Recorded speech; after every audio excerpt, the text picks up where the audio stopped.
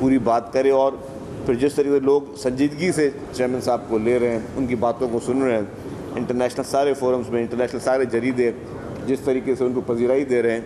یہ ایک صحیح اسٹیٹس مین کا کردار ادا کر رہے ہیں۔ ہمیں اس عید پہ ایک اور خوشی یہ ہے کہ بہت عرصے کے بعد میری تو زندگی کی پہلی اس طرح کی عید ہے،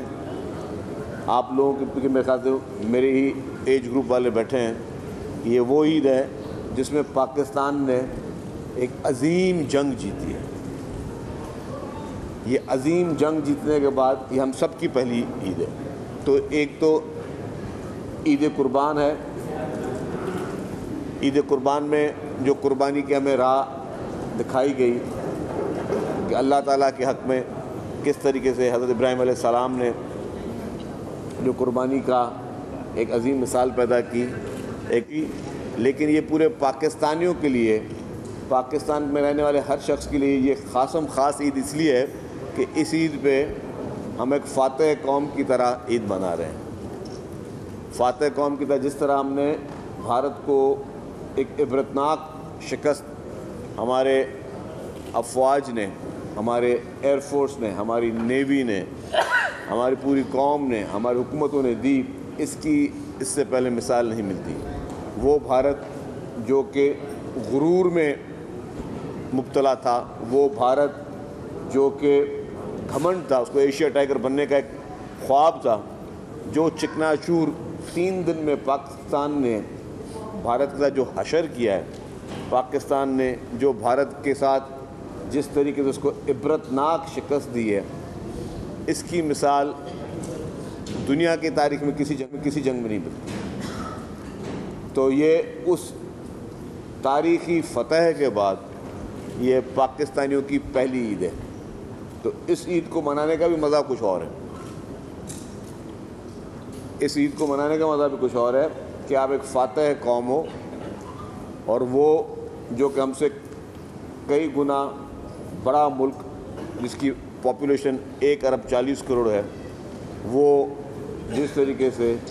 22 کروڑ 23 کروڑ والے ملک سے جس طرح سے شکست دی ہے دیکھی ہے، تو میں سمجھتا ہوں کہ یہ ہم سب کی فتح ہے، اور یہ ہمارے ایمان کی فتح ہے، یہ مسلمانوں کے ایمان کی فتح ہے۔ تو اس میں اللہ تعالیٰ پاکستان کو آئندہ بھی اس طریقے کی تاریخی فتح اور بھی نصیب کرے، اور انشاءاللہ تعالیٰ جس طریقے سے ہماری بہادر افواج، ہمارے تمام فورسز اور جو ہماری سول ملٹری سب لیڈرشپ نے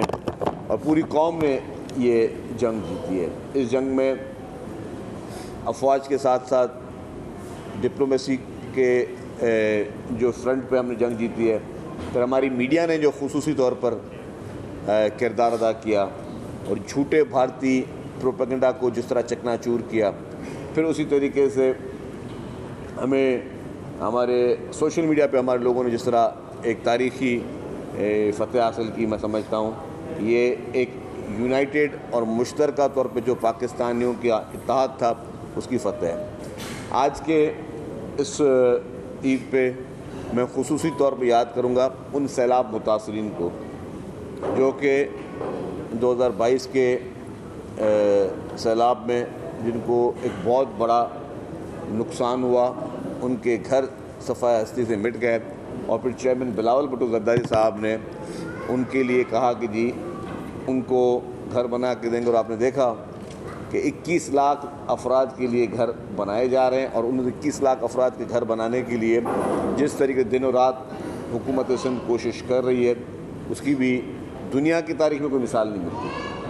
پوری دنیا میں آج دن تک کوئی ایسا ملک نہیں ہے جس نے کسی بھی قدرتی آفت کے بعد اتنی بڑی تعداد میں گھر بنائے ہوں، اور جس طریقے سے ابھی ہم لوگوں نے یہ بھی بتاتا چلوں کہ مئی میں ہی ہم نے ورلڈ ریکارڈ توڑ دیا ہے، جو 8 لاکھ گھر بنانے کا ورلڈ ریکارڈ جو کہ نیپال میں تھا ارتھکویک کے بعد، وہ ہم توڑ چکے ہیں۔ ہر ماہ 50,000 گھر بن رہے ہیں، اور سمجھ لو 8 لاکھ کا جو ہے ہمارا نمبر وہ کراس کر چکے ہیں۔ تو اس وقت اگر کوئی کہے کہ پوری دنیا میں قدرتی آفت کے بعد کون سا ایسا ملک یا کون سا ایسا صوبہ یا کون سی ایسی جگہ ہے جہاں پہ کوئی بہت بڑا हिस्टोरिकल इस तरह का कोई हुआ है रिहेबिलिटेशन का काम, तो वो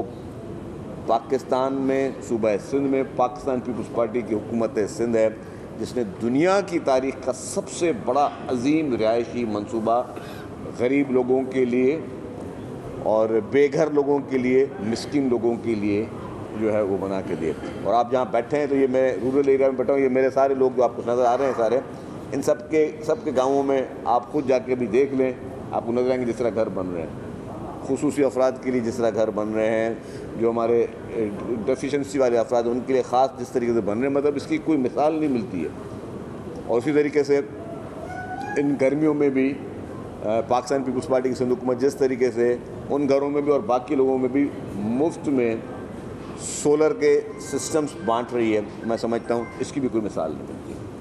कि आपके पास, आपको पता है कि बिजली महंगी है और हुकूमत कोई सॉल्यूशन निकाले। पूरे पाकिस्तान में कहीं नहीं है कि फ्री ऑफ कॉस्ट जो है वो सोलर सिस्टम्स लोगों के घरों को दिए जाएं, ताकि लोग जो है वो बिजली के बिलों से जान छूट सके, उनकी गर्मियों से उनकी जान छूट सके। तो अवामी हुकूमतों के अवामी फ़ैसले हैं। अल्हम्दुलिल्लाह पाकिस्तान पीपल्स पार्टी की हुकूमत सिंध जो है वो दिन रात चेयरमैन बिलावल भुट्टो ज़रदारी साहब और प्रेसिडेंट आसिफ अली ज़रदारी साहब की खुसूसी हिदायतों पे वज़ीर आला साहब जिस तरीके से इस वक्त सिंध भर में उन्होंने तरक्याती कामों का जाल बिछाया हुआ है, जिस तरीके से डेवलपमेंट हो रही है, मैं समझ को मिसाल नहीं मिलती। मैं ज़्यादा आप लोगों का टाइम नहीं लूँगा, ईद का मौका है, आप लोग सब जो है अपनी ईद मनाएं। अगर आपको सवाल आते हैं सर, पीटीआई ने एक बार जो है वो जेल से बैठ के अपने काम दिया है और दोबारा से एक तहरीक शुरू करने का ऐलान किया है। पहले भी तहरीकें चलती रहेंगी, क्या समझते हैं क्या होना चाहिए? देखें जी, मैं समझता हूँ कि मुझे नहीं लगता कि पीटीआई की कोई तहरीक जो है वो इस वक्त कामयाब होगी, और इस वक्त जो भी प्रोपेगेंडाज थे ना वो तो उनके ख़त्म हो गए। मेरी ख्वाहिश होगी कि भले वफाकी हुकूमत उनसे डायलॉग करे पीटीआई से और तमाम मसाइल को बातचीत से हल करे। मतलब ये तो मैं आपको वाज़ेह कर दूँ कि कोई भी तहरीक का थ्रेट नहीं है। हुकूमत को होता है कि कभी थ्रेट है तो कोई बातचीत करे, बग़ैर थ्रेट के कोई इस वक्त इमरान खान की पार्टी में कोई भी इस वक्त इतना वो नहीं रहा कि कोई बहुत बड़ी तहरीक चल सकती है। लेकिन यह है कि बातचीत से इस मसले को हल किया जा करना चाहिए। वफाकी हुकूमत की ये जिम्मेदारी है कि क्योंकि अब हमारे पास, मैंने कहा कि हमारे पास ये नया पाकिस्तान है इस वक्त। इस पाक भारत जंग के बाद हम एक नए पाकिस्तान में रह रहे हैं, और नए पाकिस्तान में रहने का वो जो माहौल है वो हमारा हुकूमतों का की भी जिम्मेदारी है,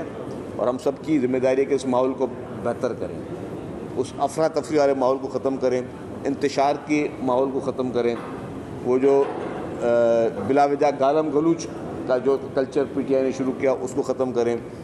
हम एक नए माहौल में अपने पाकिस्तान को आगे लेके चलें। और इस वक्त पाकिस्तान का मैं आपको एक बात बता दूं कि इंशाअल्लाह ताला पाकिस्तान अब तरक्की की राह पर गामज़न होगा, पाकिस्तान की इकॉनमी बेहतर होगी। ये नया पाकिस्तान है, ये मैं सिर्फ किसी डायलॉग के लिए या किसी तकरीर के लिए नहीं कह रहा हूँ। जो इस वक्त मैं हालात देख रहा हूँ, जो पूरी दुनिया में इस वक्त पाकिस्तान की वैल्यू है। मैंने अपने असम्बली के फ्लोर पे भी कहा कि मैंने ट्रैवल किया और पाकिस्तानी पासपोर्ट पर ट्रैवल करने का जो मज़ा था वो किसी चीज़ में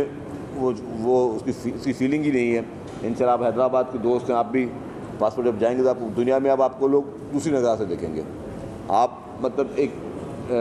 इन अदर वे आप एक सुपर पावर के तौर पर लोग आपको समझते हैं। तो अब आपको जब आपकी पूरी दुनिया में आपके पासपोर्ट की और आपकी नेशनलिटी की इज़्ज़त हो रही है, तो अब आपने अपने पास में माहौल को इतना बनाना है कि आपके पास पूरी दुनिया की इन्वेस्टमेंट यहाँ पे आए।